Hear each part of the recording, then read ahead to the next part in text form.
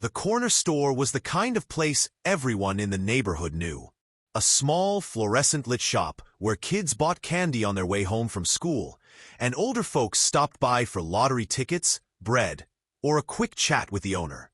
The owner, Mr. Alvarez, had run the store for more than 20 years. He was a man in his late 50s, stocky, with tired eyes but a kind smile. His life revolved around the shop, and though the neighborhood had its share of crime, he had always prided himself on keeping the store a safe place. But safety is fragile.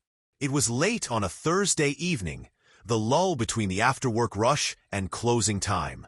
The hum of the cooler blended with the buzz of a neon open sign in the window.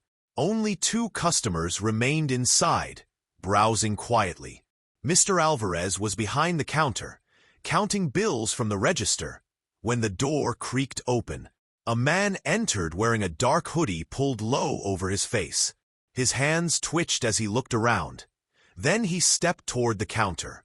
In his grip was something that made everyone in the store freeze, a handgun. "Don't move," the man barked, voice muffled under the hood. "Empty the register. Now!" The customers backed away, one clutching a bag of chips, the other fumbling for her phone. Mr. Alvarez's heart pounded. He had been robbed before, but never at gunpoint. Every second felt stretched, as if the store itself were holding its breath. Behind the counter, beneath the register, Mr. Alvarez kept his own firearm. Years earlier, after a string of robberies in the neighborhood, police had encouraged business owners to protect themselves. Mr. Alvarez had taken classes, passed the background checks, and secured a license. But he had never once drawn the weapon in real life. Now, as the hooded man waved the gun and screamed at him to hurry, Mr. Alvarez faced a choice. In one quick motion, he ducked down, pulled the pistol from under the counter, and fired. The shot cracked like thunder inside the small store. The hooded man staggered, clutching his chest. His gun clattered onto the floor, sliding across the tiles. For a moment, there was silence. Then, gasps. One customer screamed. Another rushed toward the fallen man.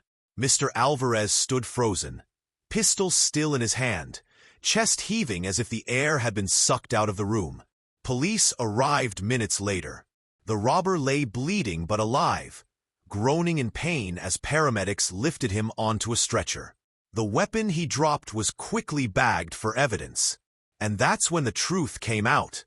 The gun wasn't real. It was a plastic replica. Heavy, realistic, but incapable of firing a bullet. The news spread fast. Local headlines framed it 2 ways. Some called Mr. Alvarez a hero, a man who had protected his store, his customers, and himself in the face of danger. Others painted a darker picture. A store owner who had shot someone who, technically, wasn't armed at all. The district attorney faced pressure. On one hand, it was self-defense. How could Alvarez have known the gun was fake? On the other, the robber hadn't fired a shot, hadn't even touched anyone. Did pulling the trigger cross the line? The trial that followed became a spotlight case. Prosecutors argued Mr. Alvarez used unnecessary force. The robber was demanding money, yes, the prosecutor said.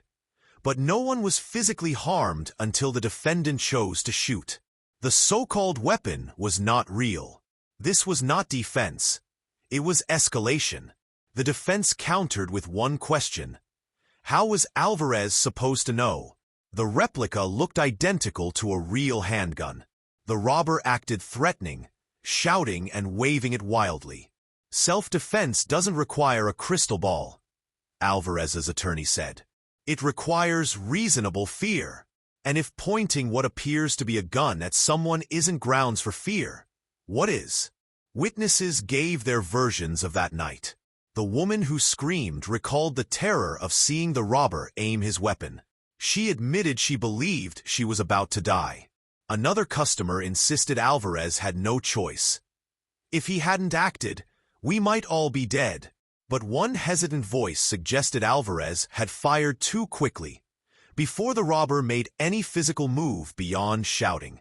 The robber himself, testifying from a wheelchair, told a different story. He admitted he had intended to scare, not to kill. "It was just a bluff," he said, his voice raspy. "I never meant for anyone to get hurt." He claimed Alvarez overreacted, that the shot wasn't necessary. In the courtroom, the victim's words hung in the air. Was a bluff still a threat when no real bullets existed? Or did the act of pointing the fake gun transform it into a weapon of terror regardless of its material? Legal analysts debated on nightly news programs. Some said Alvarez embodied the right to self-defense, protecting himself and others from what any reasonable person would assume was a deadly threat. Others worried about precedent. If fear alone justified deadly force, did that give civilians too much leeway to shoot without absolute proof? The jury was left with a puzzle of perception versus reality. Did Alvarez's split-second decision save lives? Or did it take a situation that might have ended without bloodshed and turn it fatal? As the gavel finally fell, one truth remained unshakable. A man entered a store with a fake gun and left with real bullets in his chest. A store owner made a choice in the heat of fear, and a community was forced to ask, was he a hero who defended the innocent, or a murderer who went too far? Guilty or not? For more chilling true crime cases, subscribe to our channel. Guilty or Not.